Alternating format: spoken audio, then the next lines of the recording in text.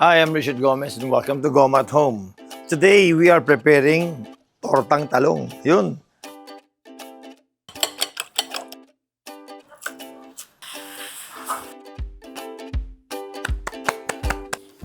Talong na very long, oh. Yan, ipok natin para hindi pumutok kasi.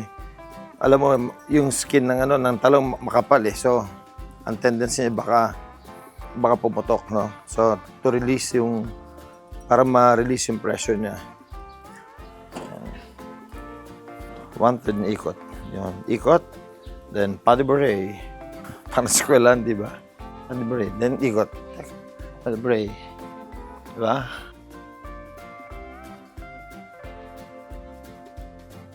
Kamay niyo lang yan, oh. Yan lang. Lambigin niyo lang siya ng konti. Yan lang. Ganyan lang kadali siya mag-peel. So, once ma-peel mo siya na ganyan, tabi mo lang. And then, ready for frying na to. Together with yung meat natin. Okay? Sige. After touching food, actually, before and after, hugas ka agad ng kamay. Para walang infection, walang makontaminate. So, lagay tayo ng lagay tayo ng olive oil natin. Good. Nice. Gusto ko lagi unahin yung onions. Yan. Nice. Pag medyo translucent na yung onions natin, babagsak ko na yung garlic. Yan, there you go. Put some garlic. Nice. Pwede mo nilagay yung tomatoes natin. Yan. Good. And then, ilagay natin yung bell pepper. Nice. So, put a little thyme. Good. And some black pepper. Okay.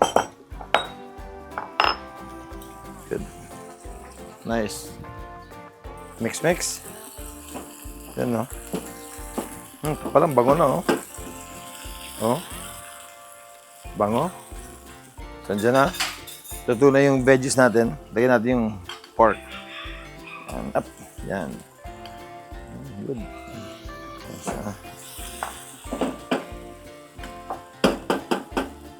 Mix natin yung baboy. Yan. Hayaan natin siya maluto na mabuti. Yan. That's it. Yan natin siya maluto. Yan. Flatten nyo lang yan, oh. Yung talong. Lalapad siya. So, dyan natin ilalagay ngayon yung meat natin. Ito niluto natin yung meat. Dyan natin siya ilalagay sa ibabaw. Yan. Nice. Ganun lang. So, we'll do it one at a time. Remember this pork, ha? So, dapat yung pork, yung baboy, niluluto nyo na mabuti. Huwag na huwag kayong magsaserve o huwag kayong kakain ng pork na yung pink pa. No? Yung hindi pa talaga well done. Lahat ng pork dish dapat well done. So, eggs muna tayo. Farm fresh eggs.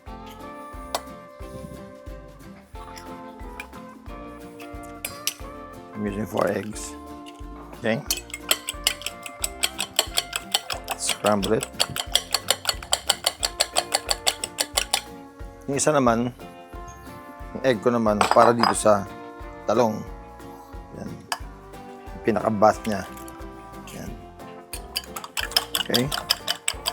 So ito, yung isang egg na scramble natin, ito ko lalagyan. Okay. Pati sa ilalim meron. Yun. Itong isa, haluan natin itong itong mixture na ginawa natin kanina. Yan. Yan.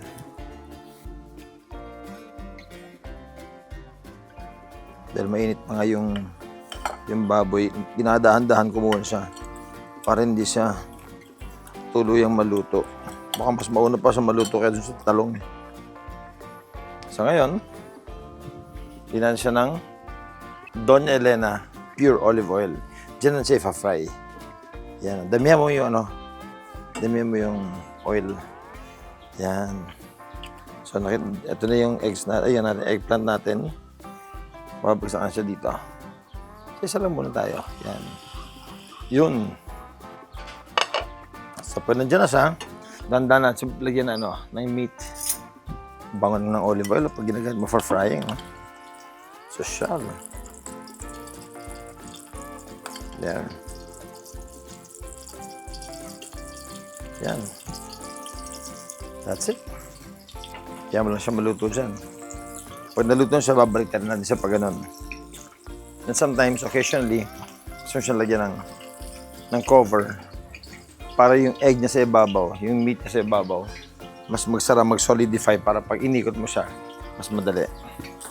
Yan, ito na yung mahirap na part. Kasi kailangan mo siya ikot.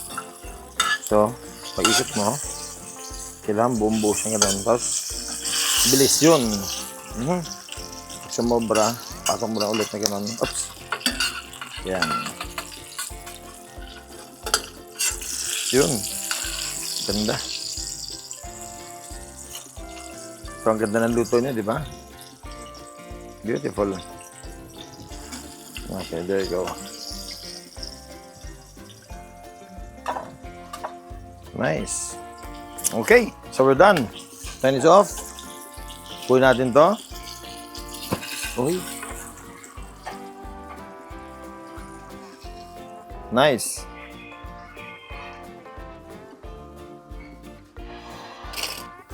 It will make our food more beautiful. Lagyan na siya ng konting decor. Yan,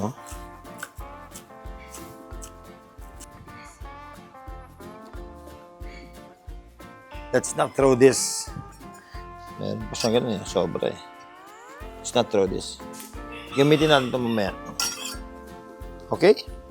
Di ba meron tayong mga sobrang ingredients dito? Yan, So what I'll do, hindi na siya serve lang with just rice. Gagawa natin siya ng kasi may side dish. Kuha ko ng eggs. Sabi nito, para kang may side dish omelette dun sa sa eggplant. Perfect ito. So we'll put in 3 eggs. Ganda ng eggs natin, Talagang fresh na fresh galing sa sa mga manok natin din nakapaligid. Okay? A little salt. And a little pepper. May pepper pa dito. Good.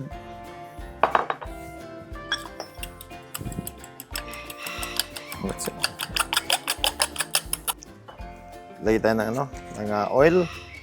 Yes, yan lang. Kunti lang.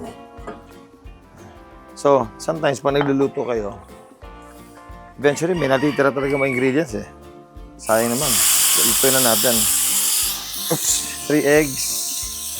Tapos konting tomatoes. Yan, ganyan lang, Sama natin lahat yan. Okay? Yeah. And then, lagyan natin scrambled eggs dito. Yun. But okay na yan. Yung pag lumambot na yung yung tomatoes natin. Huwag sobrang malambot para may texture. Then, slowly put in our garlic. Yan, may natira pang garlic, Diba? So, tapos yan, lagyan yung onions natin. Diba? Ganda ng colors niya,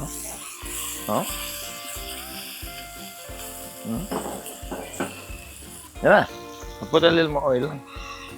Kasi egg lang. Ito. Yeah. Yun. And then put a little salt. Konting salt. Little pepper. Good. Then mix it. Sarap nito. Yan. Hinaan mo yung apoy. Hindi, babagsak lang natin yung eggs natin. Bagsak lang. Yan.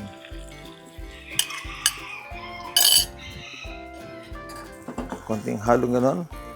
Side dish na natin to. Hindi siya kailangan parang buong omelette. Dapat medyo, siya, yung ganon sabog-sabog siya ng konti. Ganda. Yeah, okay. Should be good. Nice. Yan na. Yan lang yun. Patayin natin siya. Yan. Yan. Ha? Put on the side yan. Medyo, sa to, pag medyo malambot-lambot yung egg mo. Yan, ha? Yan, ha? Pero iba kasi gusto na matigas yung egg. Pero masarap to pag medyo, yan, malambot. Diba? Tapos ito yung talong natin. Yun, ganda. And here is our rellenong talong. Try natin to. Teka ha, ito lang mo to, masarap to pag may konting ano. Lagyan natin ng kikoman tong ano, eggs. Konti lang. Yan lang, ganun lang. Touch of ano.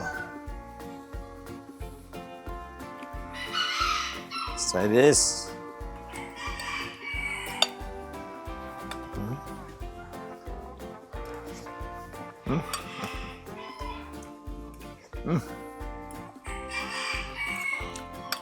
Ayun, sabay-sabay mo siya na kinain. Isang ano, isang kutsara. Yung egg, yung relleno, tapos may kanin.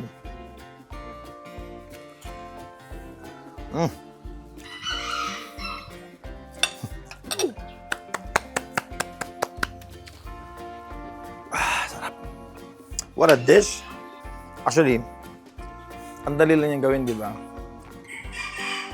Ang matagal lang gawin dito yung igigisa mo yung pork, tapos i-roast mo yung talong. But once everything's ready, less than 20-25 minutes, you can serve your meal already. Okay? So thank you for joining me right here in Goma at Home. Please like, share, subscribe, and press on the notification bell. And if you like the dish, comment na kayo sa akin.